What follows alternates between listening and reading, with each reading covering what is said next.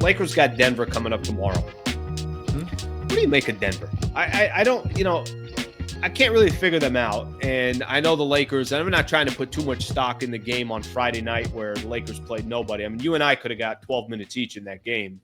And there were the Lakers toe-to-toe. Actually, I thought kind of threw the game away in the final minute. It's kind of funny. It's like you went from, well, of course, they're going to get blown out in this game to being disappointed that they lost at Denver, missing all these players that they had.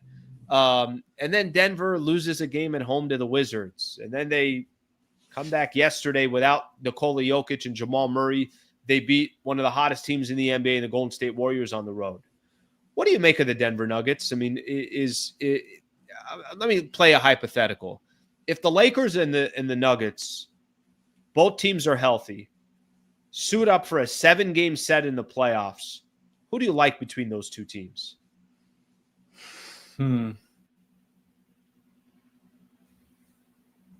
It's a tough one.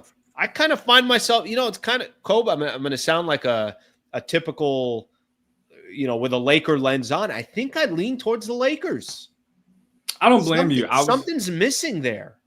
My initial response would have been Denver, like in a very close series, tight series. I mean, I'm talking minimum 6 games, probably 7. I get why you say the Lakers, because if I'm saying it's a 6 or 7 game series, and that can work, that's the type of series that can go in either team's favor.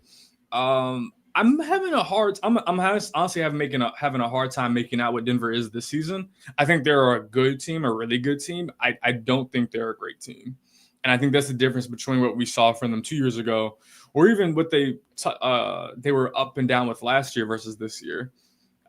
Defensively, they've just been way too inconsistent.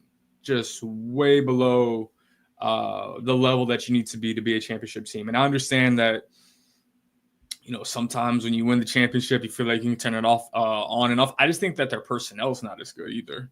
Like, I think, and this was what happens often with championship teams. After you win a championship, it's harder to keep that core, harder to keep that keep it all together. So the further you get away from that team that won the title, guys age, maybe they find different situations. I know Kentavious Caldwell-Pope's not having the greatest season in Orlando, but for what he was for Denver, he was still valuable, especially in the regular season. So I'm still inclined to think it would be Denver. I think the Lakers is also a better matchup against Denver now than they were compared to last year's playoff series, and especially the playoff series the year before. Like, I do believe that there are certain advantages that the Lakers can tap into in a playoff series against Denver that they weren't able to in previous years. But it's like a movie I've seen multiple times. I feel like I know it's going to happen. But the characters in this movie have changed. I mean, if you look at this roster compared to the roster that the Lakers had in last couple of years, yeah, I mean, even not even last couple of years, just literally last year's playoffs, radically different. In terms of, I mean, obviously there's the Luka factor, but there's also the Dorian part. Vando's available and playing. Gabe was available for those playoff games, but he's a different player now than he was last April. Coaches are different. Coaches are different. I mean, coaches are different. No Jackson Hayes. I mean, no Anthony Davis. Jackson Hayes is now your starting center. I said, it feels like I've seen the same movie over and over again, but the literal characters of the movie have changed, and that can create different scenarios. The way that the Lakers beat Denver in Denver, whatever that was, a month ago, was one of their more impressive wins since I've been on the beat. And even the way that they played them in the loss that they had last week. Like, I was still impressed by the way that they played. I don't know if they would have had that type of performance last year. Sure. So that's why I'm like, the characters and the character of the team has changed to me as well. Like, the actual, it's so cliche to say, but like the stuff this team is made of feels like it's changed. So I'm still inclined to say Denver, but the Lakers have a much better shot than if you would have asked me this question going to last year's playoff series or even a few months ago. Cope, final one. I appreciate your time as always. I feel like every time I ask about this specific team, I get kind of one or the other. I either get, guys, the Oklahoma City Thunder, they're the best team in the Western Conference, and they're going to be in the NBA Finals, and then we'll see what happens from there. Or I get, nope, still not sold on them because youth, experience, lack of experience.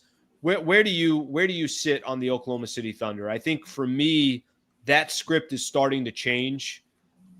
Every time I watch them, it's like, no, I could see them getting beat. And then I'm looking a little bit closer and I'm like, this is also the best defensive team in the NBA. They got the MVP. There's a lot of cases to be made for them. They're complete. They got a lot of role players, star players, everything else. What's your take on OKC? I think they're a great team. I mean, I know I said that I think Denver's a really good to really good team, but not a great team. I think OKC is a legitimate great team. I buy them as as not just playoff contenders, but as championship contenders. They're a team that I think the West runs through them right now. And I know that Dallas went to the finals last year, and obviously they're different. I know Minnesota made it to the conference finals last year, and they would have something to say. All the other teams in the West, Houston, Memphis, Lakers, like Denver is the last Western Conference team to win a championship. Like all these other teams are gonna have something to say. Everything runs through OKC right now, and not just because of the number one seed. They're just been, to me, the best team in the conference, just by far. It's reflected in the record. It's reflected in all the numbers. It's just reflected in their style of play. It's reflected in even when they're down guys, they still find ways to just win. On Sunday they didn't have Dort or Jalen Williams. They're up by 25 on the road against Milwaukee. The win they had against the Boston Celtics, that was without Jalen Williams. So, yeah, like they're like a machine with one of the best players in the league, a top 3, top 4 player in the league. That's what Shea. I mean, that's also what Shea is to me right now. I feel like there's a lot of like annoying conversation about grifter, foul, merchant, whatever, free throw merchant, whatever. He's a phenomenal player. He just straight up, again, top 3, top 4 player in the league. This is a guy that has evolved his game. I mean, think about where he was in his rookie season with the Clippers to where he's been at the past 2-3 seasons. Sure. He's the kind of player, like you say, I can build a championship level team around him, and they have. So I understand the concerns about their youth, and you got to prove it in the playoffs to garner that respect. But they had a tough series with Dallas last year. The team that eventually made it to the finals obviously lost. And then the year before, they went to, I'm struggling to think what happened the year before, but I think they were first round out the year before. So they've gotten a couple of bumps and bruises along the way, which you have to have. Or maybe they were they got knocked out in the play-in. They got knocked out in the play-in the year before. So it's not like this is our first introduction to them as a playoff or postseason level team. Like this is really year 2 to 3 of them in that process. And sometimes, especially in this modern NBA, sometimes that's all you need. You don't need 4 or 5 years of battered and bruised, especially with the turnover in this league and how teams can just rise and fall. I mean, look at Houston. Houston was 2 years ago not even a thought in the playoff scene. Now they're going to look like they're going to finish as a top 5 seed. Obviously, a lot of changes happened, but that OKC, they went from where they were at to now they were the number 1 seed last year. We shouldn't be acting like this is a revelation, like they're a new thing. Like they were the number 1 seed last year. They lost in the second round, and then they got better. They internally developed, and then they added a Caruso and Hartenstein. Like that's what championship level teams do. It's kind of funny. I think you can look at it both ways. If they make it to the NBA Finals, we're going to say, well, of course they were supposed to make it to the NBA Finals. And if they got eliminated in the Western Conference Finals, we'd say, yeah, they're just, it's part of the process. Like I feel like you can sell yourself both ways on this, but we all want to see it before we want to see a team do it and get there before we're saying, yeah, everything runs through them. And I think that's the hesitation that you have there. Kobe, I appreciate it, buddy. Oh, no, go ahead. No, I was gonna say I'm not even saying that I'm not even like, if you ask me right now, I would say the OKC's representing the West in the finals. I'm not saying it like this is the 2018, 19, 17 Warriors in terms of that level of confidence. But they, through what they've done over the last 2 seasons, like they've garnered, at least for me, enough respect where I say that's the team that has to be reckoned with.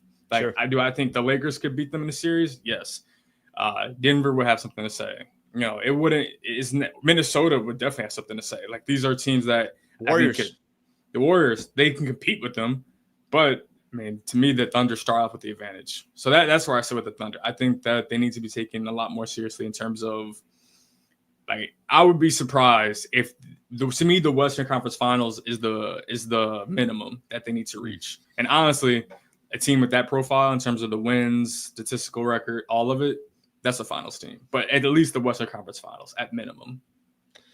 All right, we got, believe it or not, even with everything that's kind of gone on, there's still so much left to be accomplished over the next month before we even get to the playoffs. Kobe, I appreciate your time, brother. Most likely see you tomorrow, Lakers and Nuggets. So thank you for your time, bud. Appreciate you. All right, man. That is Kobe Price right there. Good stuff from Kobe. Nice enough for him to take the time and join the show and to hang out. Good man right there. It's a good man right there. Yeah, the Thunder are one of the more polarizing conversations. They are. They are one of the more polarizing conversations. Good squad, good team. Let's see what we got here. Denver is a first-round exit. OKC is the favorite, and rightfully so. OKC is built for the regular season. They'll get exposed in a 7-game series once teams can dedicate time towards game planning against them. Look, that's kind of what I mean by the Thunder. Guys, do you know that they have half the amount of losses as the second best team in the Western Conference, and there's still a lot of people that are not really all that sold on them? That's kind of the crazy part about it. OKC should win the West. That's the honest truth. They remind me of Boston. It's their time, and they will prove they're ready by defeating Denver, Lakers, and Warriors. By the way, that'd be quite the road for them to take. We'll see. I'm going to also I'm going to always have a little bit of a hesitancy because they haven't got there before. That's why there's always a little bit of hesitancy on Cleveland. Let's just put it this way. If they lost in the Western Conference Finals, I wouldn't be shocked. Now, if they make it to the NBA Finals, it's like, all right, this is freaking the Thunder's league for the next 5 years. All right, thank you to Kobe for coming on and hanging out. I appreciate him doing that. Okay, I still got a few other things I want to get into here real quick. PNG, can we start calling AR White Iverson? Whatever makes you feel good, PNG. Thank you for the super, brother. Okay, let me hit on 2 quick things here, and then we'll call it a day here. Real quick. I mentioned this story, an NBA story that I want to get into real quick. All right, thank you very much for watching the clip. Just want to give a shout out here to one of our partners, the Wallace Firm. They are official injury attorney of the Sliwa Show and Hoops Talk, the entire channel. If you are ever in a need, and I hope you're not, but some type of serious injury with yourself or a family member of yours, I would like to personally help you by introducing you to the best in the business, Brad Wallace and the Wallace Firm. Also got a URL out here that you can use as well. Just go to wallacewins.com/Sliwa. Thank you for their partnership, and thank you for being a part of the Sliwa Show.